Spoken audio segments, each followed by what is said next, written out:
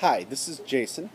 I'm explaining how Ascribe works with builders' websites as it pertains to the BIA's website as well, and Ascribe's capability of leveraging the reusable data that is your projects, your homes that you've built, your role on those projects, how you can leverage not only the BIA but also other companies who worked on those same projects to use the web as it's intended to be used in this Web 2.0 generation, where you can lean on your networks of companies to greatly increase your brand exposure on the web, links to your traffic, and ultimately more sales through your website.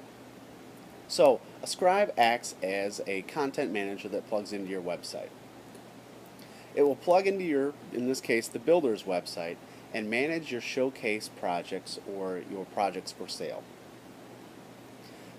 To manage that content, you simply log into Ascribe and create a project.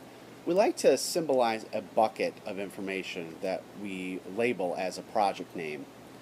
Now, we call it a bucket because it's really a collective piece of information that not only you can add information to, such as your photographs, some facts on the projects, but also other companies can add things to that same bucket. It's a very smart bucket, though, because you can add information and mark it to be shared or not to be shared, and other companies can do the same thing. That being said, it's very controlled. Your information is still your information. If you choose not to share it, it will not be shared. And no one can do anything that would modify your website. It does stand alone when it comes to that. So I check out a bucket, I give it a name, I add some information, I check it back into Ascribe, and instantly that project is now showing on my website. So at that point, it's really a content manager. But now the BIA can plug into Ascribe. It's attached to the back end, so to speak, of their website and powers a new area called See Our Members Work, or See the Builders' Homes. This really wouldn't be possible up till now. It's Ascribe's ability to repackage that information that is appearing on your site to appear on many other websites, appearing very differently and inside of their website, so it doesn't look like it's some standard template or anything like that. So now that BIA's website is attached, the administrator at the BIA will get a notification that says, hey, this project has been added to your website. It does it automatically. The administrator at the BIA can then say, we want to collect a little information or add information into that bucket as well, maybe for their own reporting purposes. And now that project is showing on the BIA's website. So the builder just doubled his exposure. And of course, it shows the logo of the company and a link back to their website, wherever their projects are shown. So that builder can have 50, 60 projects not only showing on their website, but also on the BIA's website. That's not at all where this stops. The true value of using Ascribe is not really the content manager, although it is very easy to use. It is leveraging your network of other companies that you work with on those projects. They all have a reason to show that work off on their own site. Many companies are proud of their work. So in this case, the electrical contractor can log in, and let's say he's a member of the BIA. He can pull out that same bucket of information and add his role to the project.